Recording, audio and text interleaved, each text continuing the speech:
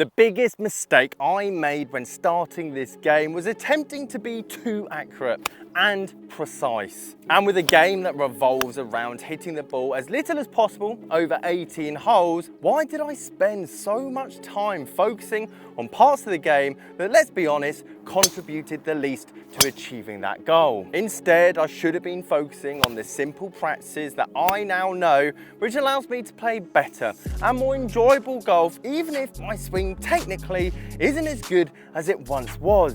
Which is why I want to share with you the controversial opinion that the distance to the flag is arguably the least important number for the majority of golfers watching this video. When I started playing golf, I would briefly browse over to a yardage marker, or better yet, ask my playing partner what he hit from the other side of the golf course. I'll take out that chosen golf club that I was roughly hitting a similar yardage on the driving range about 30 minutes beforehand, set up to the golf ball with a reduced total of only 5 swing thoughts that seemed to be working that week, and making sure to have zero focus on the actual target. Not forgetting to be completely oblivious to the dangers and anything that might relate to the outcome of my score on that particular hole. To my amazement, the 5 swing thoughts actually pulled through and miraculously pulled out one of the best shots I had hit in weeks. Sadly, that elation would be fleeting as I'd witnessed the ball sailing past the green into the outer bounds and beyond the green, after probably blaming my game improvement irons being too strong lofted and how the manufacturers are basically screwing us when all I want is that level of consistency. Even though I hardly hit out the middle, I would then proceed to get to the next hole, glance at the yardage marker on the ground, mainly out of courtesy to the golf gods, and throwing course management completely out the window, oblivious to the bottleneck in the fairways and the multiple amount of bunkers that are surrounding it, and not to mention zero advantage of being 45 to 50 yards from the green if I was happen to smoke one down the middle. Give myself a reasonable amount of deliberation and decide it's time for the big dog to eat. And with it all too often blocked to the right, and let's be honest, on other holes that are a bit wider, very manageable and in play, I would find myself in the trees, probably up against one of the trunks, and most probably attempt a hero shot with a 50-yard fade that only needs to go 40 yards in front. The interesting thing that I learned about that blasé approach to the accurate yardage to the flag wasn't the biggest mistake I was making all those years back. And even if I had one of these magical devices in my hand, I would have still made the same errors. Now, to take full advantage of what I'm about to tell you doesn't require a rangefinder or GPS altogether, but it will certainly make this process quicker. Funnily enough, one of the biggest problems I have with the marketing spill on all lasers from every manufacturer is boasting how accurate they are from such ridiculous distances. Mileseey have kindly sent me their new PF1 £299 rangefinder to review. And considering my channel is all about value, we're going to compare it to the last one that they sent to me, which was £149. I even noticed yesterday the original rangefinder that I reviewed, and still to this day one of my most popular videos, is back on Amazon at £75. Now, there's a few things that I like and don't like about this rangefinder, but in terms of notable positives, for one, I think we know which one's going to win the beauty contest, and on both models, which I like, you can charge these rather than just replace them with the batteries, as anyone that will know, A, you never find the replacement, and B, these cost an absolute fortune. In terms of side-to-side test, 127, 125 with the slope, and the Glamour model, 128 and 123 with the slope. Interestingly, even though it is smaller in stature,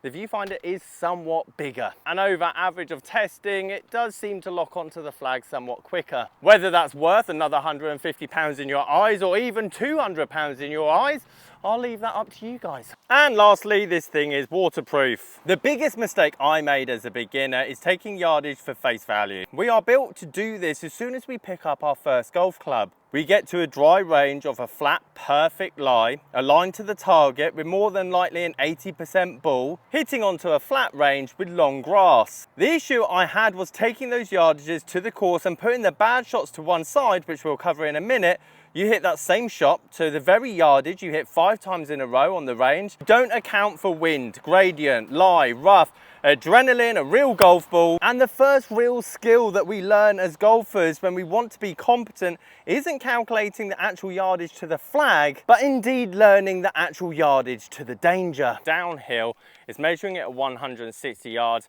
but if you just go on face value like I used to do, that's 160 yards to the flag. We can't have the ball land at 160 yards, and on the range that's fine, long grass, flat, not going to run anywhere.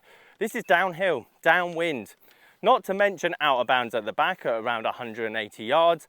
Our ball potentially could be in this flyer rough, meaning you're going to get less spin and it's going to travel even more in the air. And old Simon would have just gone, yep, 7-iron, that's why I hit 160 yards. Whereas me nowadays, that's wedge all day long. You zap the front edge of the green, 130 yards to the front edge, meaning that if I catch this astronomically well, we're probably going to be pin high. Yes, it'll pitch at 130, but it'll probably run out to 145. This is the summer. The main thing with this play, even if you hit it heavy and it only goes 100 yards in the air, you've still got all that green to work with. Look where the flag is, back left. You've got a nice easy bump and run, 30 yards to the flag. Okay, you 2-putt it, but you walk away with 5. Perfect hole to explain avoiding danger. 281 yards to the flag, or is it? 283, 278, slightly downhill apparently. Right on this hole is absolutely dead, meaning we have to be this side at worst. Flag is also back right by the looks of things, meaning that we've got loads of green to work with if we are over here. The only danger down this left-hand side, as I'll show you over here as it does open up, is these trees on the right. And if we laser the last tree on the left-hand side, 140 odd yards. Meaning if we've got a club that carries 155 minimum on a bad shot, not a good shot, on a bad shot, that should leave us with less than 120 to that flag. That for me is a 7-iron, meaning that I'm going to aim the club face left, shut it down, cup it, really couldn't care less how you do it. Club face is the all important one. Do that or do that. I don't know what level you're at, but make sure that face is not pointing that way at impact. And she's exactly where we want it to be. Important thing from that shot is I could have hit that awful. And look how much room I've got with my 7-iron.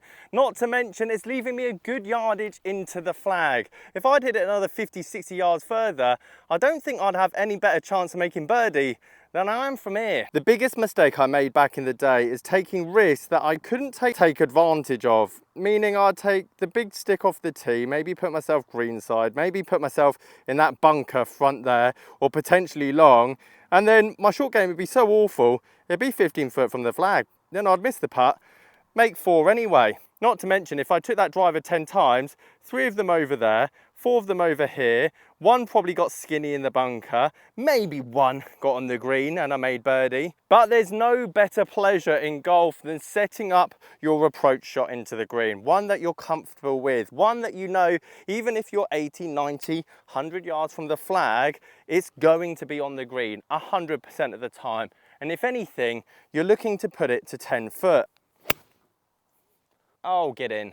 Oh my God, I thought that actually went in. Well, that would have made a great part of the video. Right, you've solved the 6, 7 and 8s. You want to get precise, that's why you need a laser. And don't get me wrong, GPS can do the same, front, middle, back, but you can't really get the exact yardage to the flag. And to be honest, this is the part of the game where actually I want you to be as accurate to a yard. I want you to be as accurate to a couple of feet. 96 yards. Every time I went and played when I was 19 years of age, I would play my round of golf and I would drop one at 90 yards. And on every hole, I would drop at a different distance. So if you're playing 18 holes, you're gonna have 18 different wedge shots, 78 yards. And after the round, I want you to write down either out of 9 or 18, depending how many you played, see how many you got out of that range. As you can see, neither of these are within 15 foot. Why 15 foot? Because that is a makeable birdie putt length.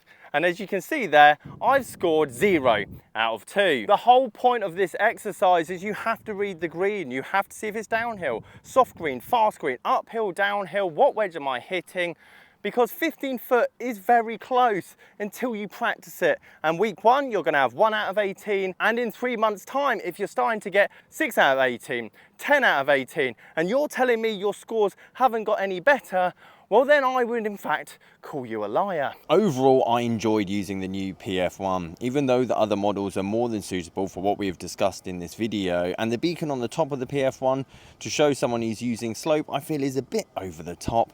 There's a reason I've kept my Bushnell on the bag, as it's faster and wider than anything else I've previously tested until now.